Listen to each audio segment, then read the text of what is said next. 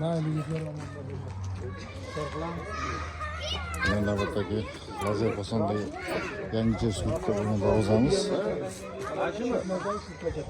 Diyarbakır'a 2 saat 3 saat yaşattılar. Kalitkasi chap qoldi.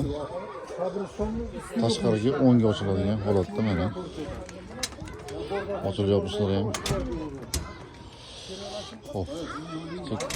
Chekkalari 10lik, 10 ga 5 shiveler bo'lgan.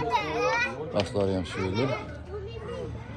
Eski darvozani o'rniga uni holatda apishka qilib berildi o'rtasiga. Eskisi qolib ketdi, kesakisi. Orqa taraflari ham tekis holatda. O'ta tekis holatda mana.